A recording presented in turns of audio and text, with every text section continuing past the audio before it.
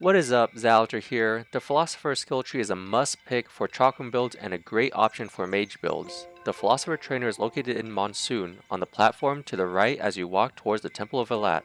Here, I'll go over all the perks of the Philosopher skill tree.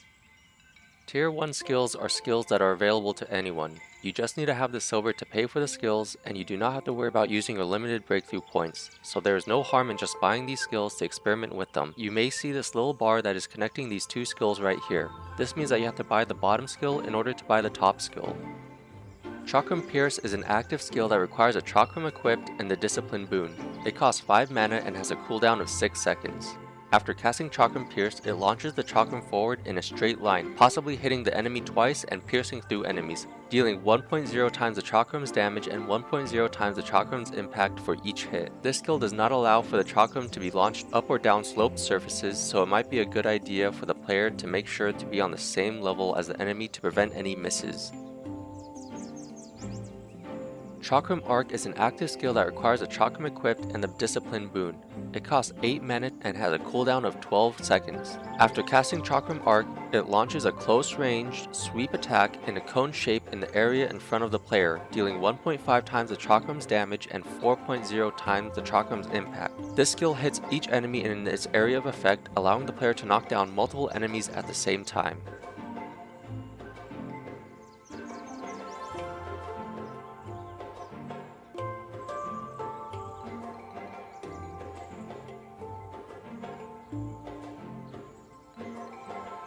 Sigil of Fire is an active skill that requires a Firestone. It costs 7 mana and consumes a Firestone. There is no cooldown. After casting Sigil of Fire, it creates a magic circle on the ground for 60 seconds. Certain skills have different effects when cast in this circle.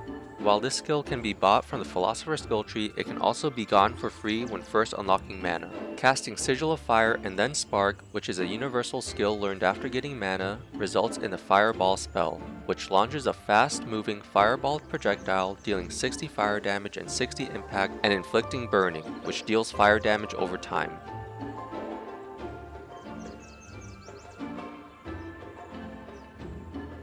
Casting Sigil of Fire and then Mana Ward, which is a tier 1 skill, results in the Immolate spell, which gives the player the Immolate effect for 60 seconds, increasing the player's fire damage bonus by 30% but dealing 0.5 fire damage to the player per second. Casting Sigil of Fire and then using a Flint and Steel, which is an item that can be found in the player's home or bought from merchants, results in the Ring of Fire spell, which sets the sigil on fire for 25 seconds, dealing 6 fire damage every 0.25 seconds and inflicting burning, which deals fire damage over time.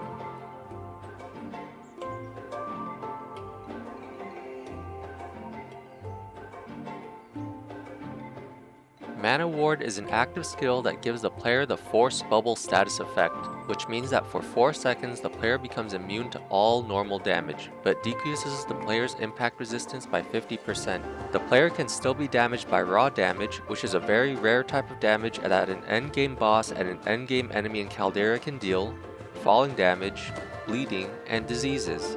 This skill can be combined with other skills to produce different effects. It costs 7 mana to cast and has a cooldown of 20 seconds. Casting Sigil of Ice, which is a tier 3 Philosopher skill, and then Mana Ward, results in the Frost Burst spell, which creates a short-ranged frost explosion, dealing 100 frost damage and 60 impact and inflicting slowdown, which decreases enemy movement speed by 25%.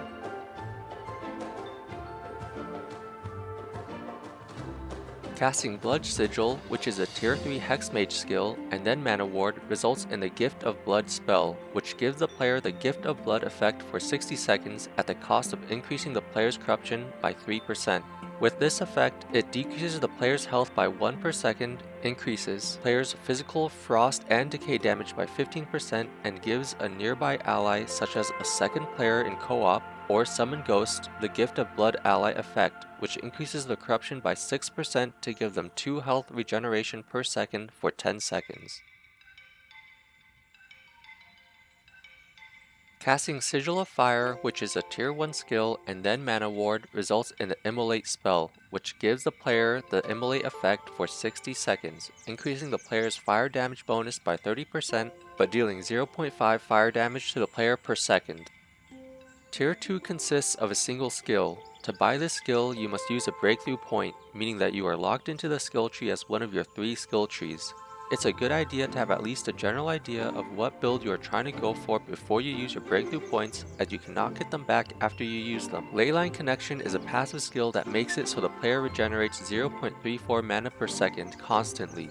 This skill regenerates a set amount of mana each second rather than the mana recovery ratio status effect that you can get from eating certain foods. For the mana recovery ratio status effects, it regenerates mana based on a percentage of your maximum mana. The highest mana recovery ratio status effect gives you 0.25% of maximum mana per second, so for a player with 100 mana, they will get 0.25 mana per second.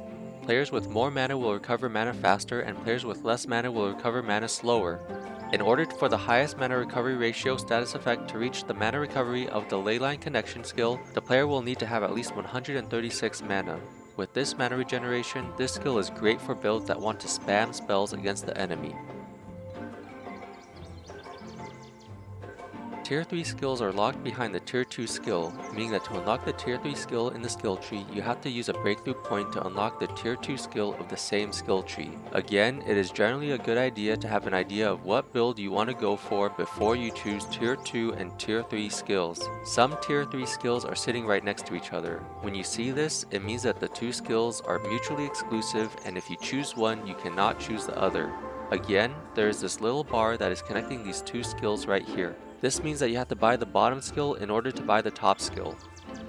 Chakram Dance is an active skill that requires a chakram equipped and a discipline boon. It costs 20 mana to cast and has a cooldown of 120 seconds. After casting Chakram Dance, it launches the chakram forward in a swaying fashion, hitting the enemy up to 5 times, dealing 1.0 times the chakram's damage and 0.8 times the chakram's impact for each hit. This skill does not allow for the chakram to be launched up or down sloped surfaces, so it might be a good idea for the player to make sure to be on the same level as the enemy to prevent any misses.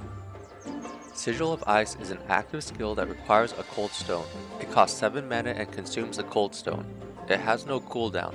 After casting Sigil of Ice, it creates a magic circle on the ground for 60 seconds. Certain skills have different effects when cast in this circle. Casting Sigil of Ice and then Mana Ward, which is a tier 1 skill, results in the Frost Burst spell, which creates a short-ranged frost explosion, dealing 100 frost damage and 60 impact, and inflicting slowdown, which decreases enemy movement speed by 25%.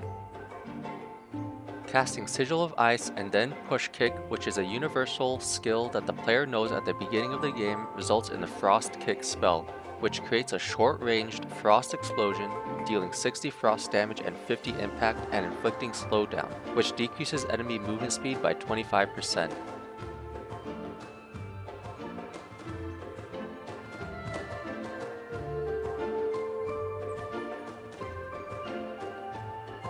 Casting Sigil of Ice and then Mana Push, which is a tier 1 skill, results in the Frost Push spell, which launches a frost projectile, dealing 85 frost damage and 60 impact and inflicting slowdown, which decreases enemy movement speed by 25%.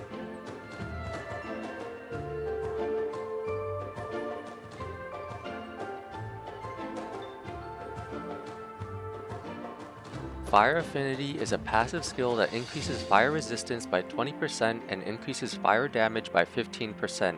There are many weapons in Outward that deal some fire damage, and there are fire spells that deal fire damage, so this skill is great for builds that take advantage of those weapons or spells to deal fire damage to the enemy. In addition, the fire resistance is nice as there are many enemies that deal some fire damage as well.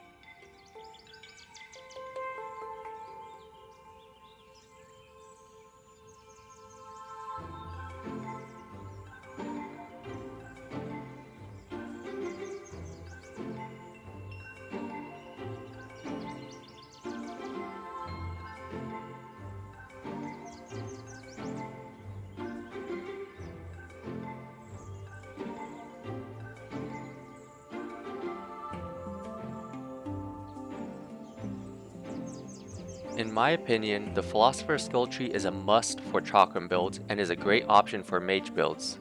The automatic mana regeneration is a great quality of life upgrade for mage characters or spell users who want to spam their spells against the enemy. I hope you found this video informative. If you are thinking about making different builds in Outward, click on the info card for a build calculator that you might find helpful. Otherwise, I'll see you later.